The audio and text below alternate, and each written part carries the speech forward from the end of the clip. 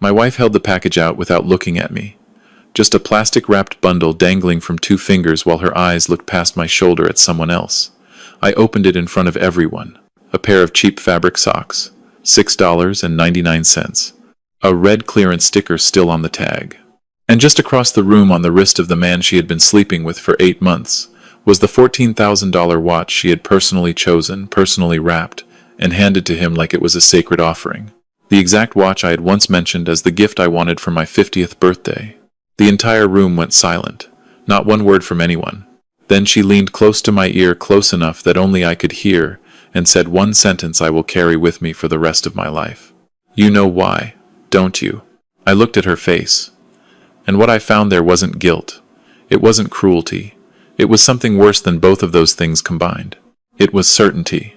She had planned this. I smiled. I thanked her. I held those socks in my hands like a man who had just heard exactly what he needed to hear.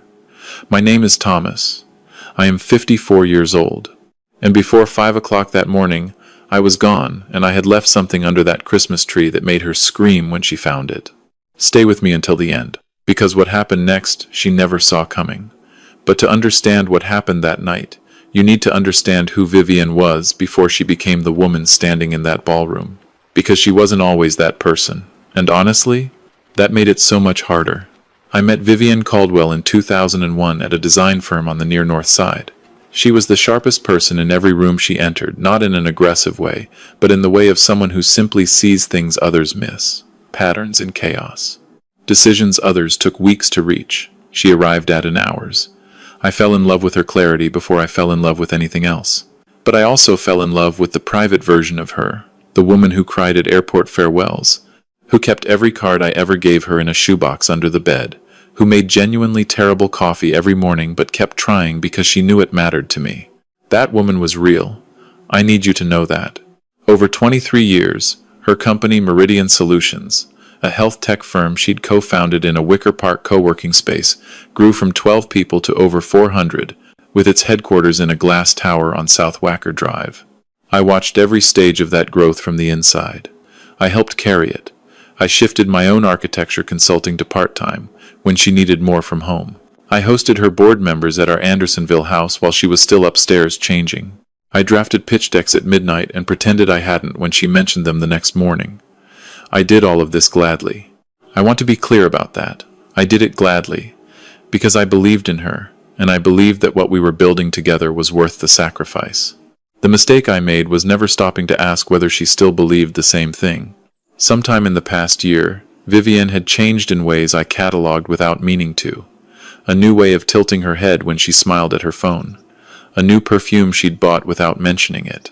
A low-grade irritability toward me that had no specific source, no fight, no incident, just a coolness, like standing next to an open freezer in a room where everything else was warm. I told myself it was the pressure of record-breaking growth numbers.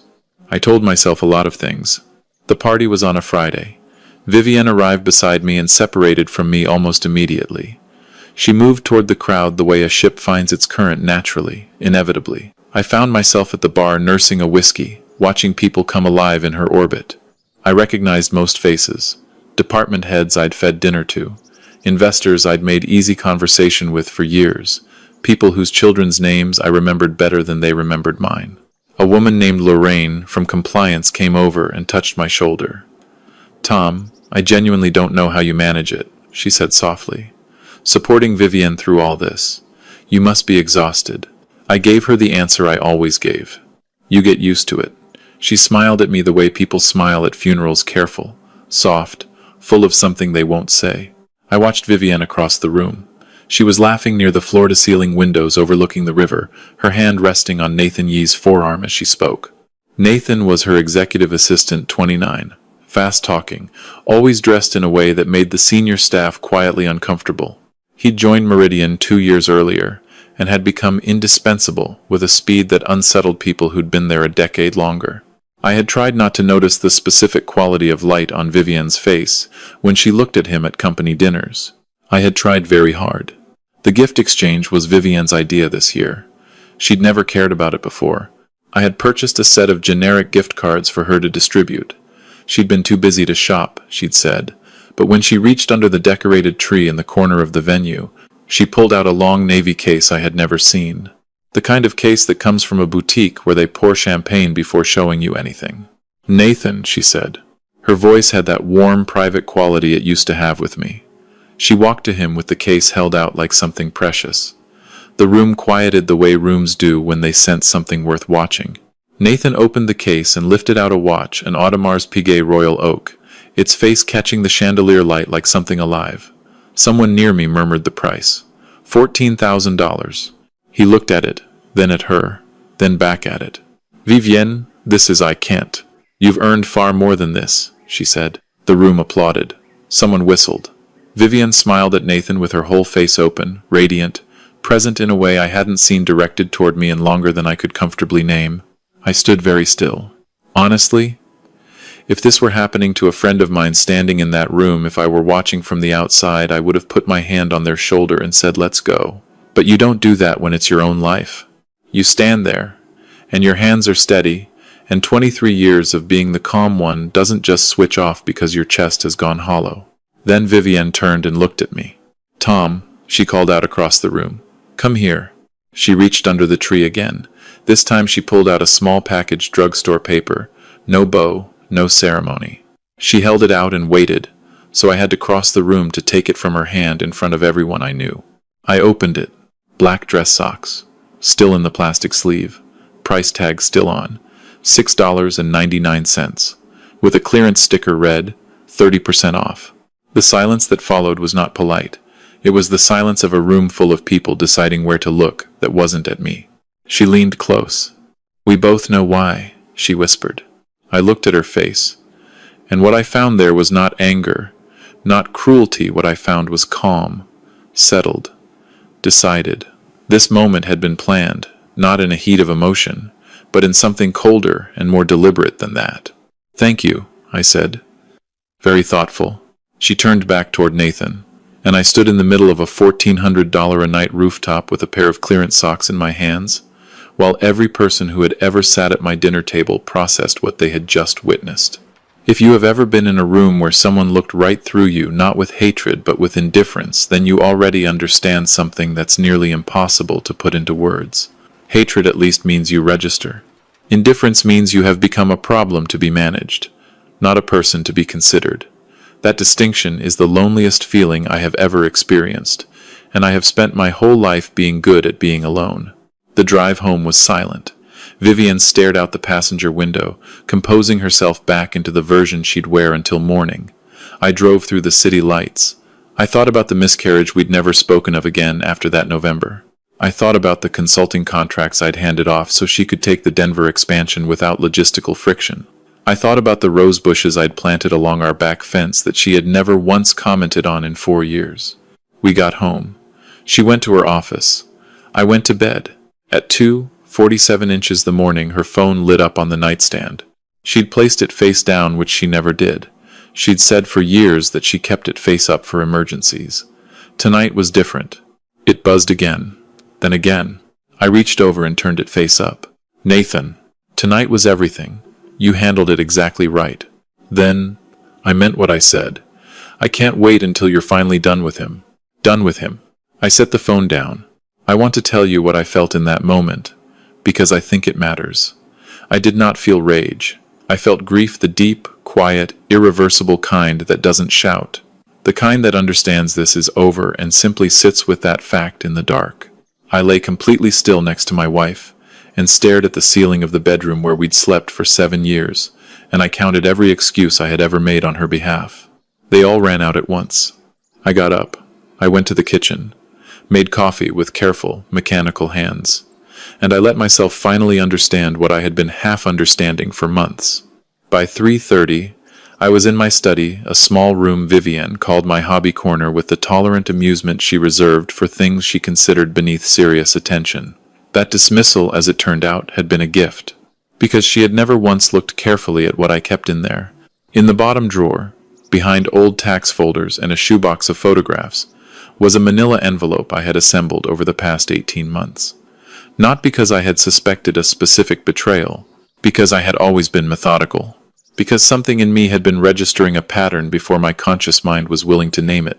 Inside, bank statements showing large, recurring cash withdrawals from our joint account. Hotel receipts from the Kimpton Gray downtown, same suite number, booked 11 times over 8 months, always on nights Vivian had claimed to be working late. Credit card charges for restaurants I'd never heard of, a receipt for a bracelet that had never appeared in her jewelry box.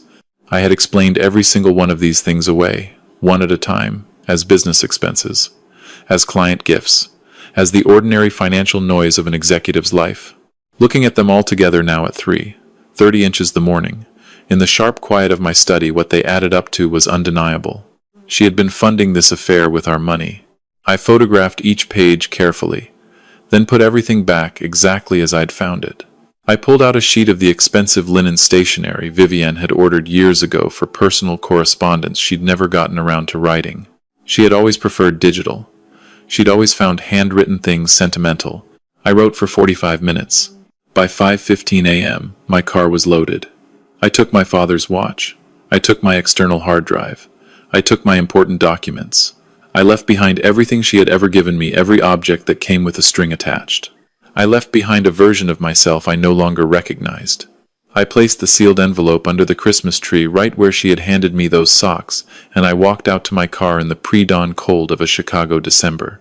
The letter told her everything, that I knew about Nathan, that I knew about the hotels, that I knew about the credit card charges, that the attorney I'd consulted twice in the past year had already begun drafting documents, that there was a separate savings account she had no knowledge of, built quietly from consulting income she'd never bothered to track, holding $214,000, that the mortgage refinancing I'd handled 3 months earlier, while she was in Seattle, included a property clause in subsection 14 of the agreement she'd signed while speaking on the phone. Was the property clause ethical? That depends on your definition. I had learned from watching Vivienne for 23 years that consistency and gentleness are not, by themselves, protection.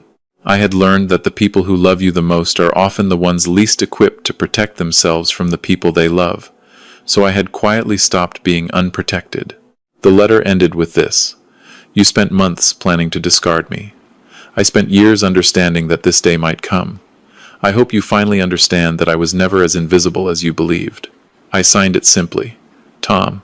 Then I drove north. I have to be honest with you about those first hours on the road, because I think they contain something important. I didn't feel triumphant. I felt free, yes, but also profoundly, achingly sad. Because what I was driving away from wasn't a bad marriage. It was what I had believed the marriage was. The version of Vivienne who cried at airport goodbyes. The woman who kept every birthday card in a shoebox. That woman had been real once, and I was grieving her as I crossed into Wisconsin in the dark, the city lights shrinking in my rearview mirror. I turned my phone on after stopping for coffee. 39 missed calls, 51 texts. The pattern of her messages was almost clinical in its progression through denial, bargaining, then somewhere around message 31, genuine panic. 8:45 a.m. Whatever you think you know, you have it wrong. Call me back. 9:20 a.m. I called the bank. What account? When did you open that? We need to discuss this. 10:41 a.m. Something is happening at the office. I can't reach Nathan. Please call me. I set my phone down and drank my coffee. I want to pause here and be straight with you, because this is the part where people always ask, was what I did next cruel? I have sat with that question for 6 months, and here is the honest answer. I contacted someone. I sent a photograph. And what happened afterward I did not cause alone. I simply made sure that consequences that were already in motion arrived at their natural destination. The photograph showed Vivienne and Nathan entering the Kimpton Gray Hotel. I had sent it addressed not to Vivienne, but to a woman named Carla Yee, Nathan's wife, pediatric physical therapist, Bucktown, married 6 years. Carla called me the next morning. "Mr. Holt," she said, her voice precise and perfectly controlled. "I think we need to meet." I had expected someone fragile, blindsided and crumbling. What I found at a coffee shop in Evanston was a woman who reminded me uncomfortably, achingly of myself. Someone who had been registering a pattern before they were ready to name it. She had a manila folder, a laptop bag, the stillness of someone who has already decided what they are going to do and is now simply executing. "Tell me everything," she said. No preamble, no tears. What Carla showed me across that table changed the shape of the story I had thought I was in. Nathan had been charging personal expenses, hotels, dinners, gifts, to a corporate card explicitly prohibited for personal use. Over 8 months, just over $13,000.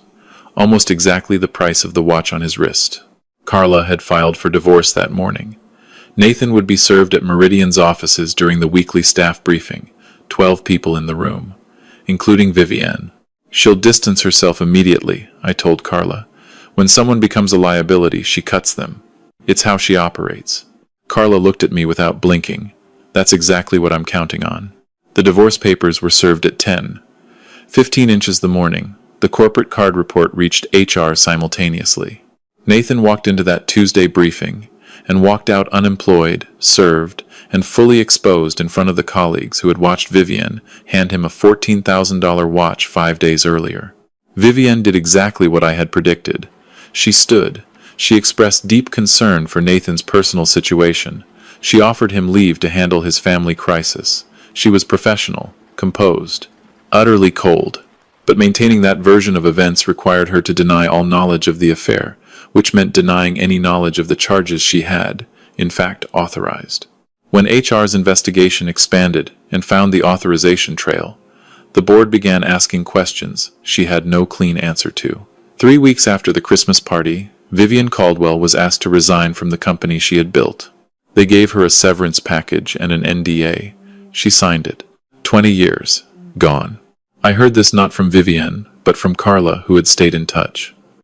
When she sent me the message short, matter of fact, I sat with it for a long time. I had expected to feel relieved. I felt instead deeply sad. Sad for what had been, for what Vivienne had burned down, for the woman in the shoebox of birthday cards who had somehow become this other person without either of us quite noticing it happen. Nathan was charged with misappropriation of company funds 4 months later, sentenced to 18 months of supervised probation and full restitution. Carla's prenuptial agreement had protected her independently owned condo completely. He left their marriage with his personal belongings, a portion of their shared debt, and no access to stock options that wouldn't vest for another 2 years. Carla texted me the day of sentencing. "He'll have plenty of time to think now." I was painting the front porch of my Door County cabin when Vivienne's car appeared in the driveway on a Wednesday afternoon 6 months after I had left. She stepped out slowly. She was wearing jeans, flat shoes, her hair down. No power suit, no armor. She looked like someone still learning to stand without the scaffolding she'd built her whole adult life around. She stopped at the bottom of the porch steps. "Hello, Tom. How did you find me? Your lawyer mentioned you might be willing to talk." I set down my brush. I gestured to the old porch swing. She sat on it carefully, the way people sit in spaces they know aren't quite theirs. She told me about the investigation, about the board meeting, about the morning she was handed a separation agreement and a pen. She told me she had told HR she had no knowledge of Nathan's expenses, that she had positioned herself as another victim of his deception. I looked at her directly. Was that true? A long pause. No. She looked down at her hands. I knew every charge. I suggested half of them. And when everything fell apart, I protected myself because I didn't know how to survive what I'd done any other way. She exhaled slowly. I threw him under the bus completely. And then I sat in my car in the parking garage for an hour because I couldn't figure out which part of myself I hated more. Silence stretched between us. The lake wind moved through the pine trees at the edge of my property. A bird called once and didn't call again. "Why, Vivienne?" I asked quietly. Not with accusation. With something closer to genuine need to understand. Why wasn't what we had enough? She was still for a long time. "Because I stopped seeing you," she finally said. Not literally. I stopped seeing you as someone who needed things. You were so steady, so capable, so consistently there that at some point I stopped asking if you were all right. I just assumed you were fine, because you always handled everything. You never asked for anything. You never fell apart. And Nathan. She stopped. Her voice had gone flat. Nathan needed me. Depended on me in every direction. He looked at me like I was the most important person in whatever room we were in. She laughed a small, humorless sound. Of course, what he actually needed was my title and my contacts. But I couldn't see that because I was too busy feeling like I mattered. You confused being wanted with being loved, I said. Yes. The word was barely audible. That's exactly what I did. We sat in the quiet for a while. I did not comfort her. I did not console her. But I also did not perform my pain for her, and I think she felt both of those things. The house is in foreclosure, she said eventually. I can't make the mortgage payments without the salary. I have the severance, but it won't carry me long. I'm going to have to start over. She looked at me with something unguarded in her eyes. At patruzeci shase. What will you do? I don't know yet. Something smaller. Something honest. She stood slowly, smoothing her jeans. I'm not contesting the divorce. Whatever you need for the settlement, I won't fight it. I don't want anything from you, I told her. I just want it to be finished. She nodded, and then for one moment, the composure she'd rebuilt across 6 months simply gave way. Her face opened into something raw and undefended, and very tired. You deserve someone who kept looking at you, she said. I stopped looking, and I am so sorry, Tom. I am more sorry than I know how to say. After she drove away, I sat on the porch swing for a long time and watched the light change over the water. This is what I want to tell you, and I want you to hear it as clearly as I can say it. I did not feel vindicated. I felt something much quieter and more durable than vindication. I felt done. The grief that had been sitting inside my chest since that December night had finished its work. It had done what grief does when you let it. It had cleared the ground. The mistake most people make is waiting for someone to finally see them. You cannot wait for that. You cannot keep performing patience in the hope that eventually your consistency will become visible. Respect is not withheld accidentally, and then returned through loyalty. When someone has decided you don't require it, the only honest response is to remove yourself from the equation entirely, and let them calculate what's left. What this story taught me slowly, over 6 months of coffee on a cold porch and long walks on a lake beach and evenings watching the ice form on the dock, is that starting over is not a defeat. It is a delayed arrival. It is the life you were supposed to be living, finally finding you when you stopped carrying someone else's at the cost of your own. I have a small consulting practice now. I have friends in this town who know me as Tom, not as Vivienne Caldwell's husband. I have a garden with late-season sunflowers that nobody admires but me, and somehow that feels exactly right. I sit on this porch in the evenings with a glass of wine and the particular peace of someone who has nothing to prove to anyone. I am 54 years old, and I have never been more certain of my own worth. Before I let you go, I have to ask you something. Comment 1 if you think I was right to leave without a word that night, that sometimes disappearing is the only honest response. Comment 2 if you think I should have confronted Vivienne directly the moment I found those texts, that she deserved to see my face when she understood what she'd done.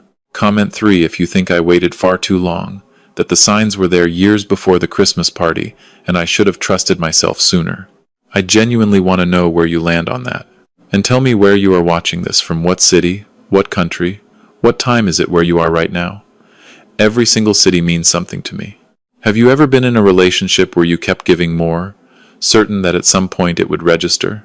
Where you made yourself smaller to make room for someone else's largeness, and woke up one day unable to remember the last time anyone asked how you were doing? If that's you, if any part of this story lives in something you've been quietly surviving, I want you to know, you are not invisible to me. Leave something in the comments, even just a single word. If this story reached something in you, if it helped you see something you needed to see, please subscribe. There are more stories coming. Human stories. The kind that are uncomfortable and honest and always end somewhere worth arriving. This is a fictional story inspired by real emotional experiences, fully rewritten and reimagined in Chicago, Illinois to create original content. Any resemblance to real people or events is coincidental.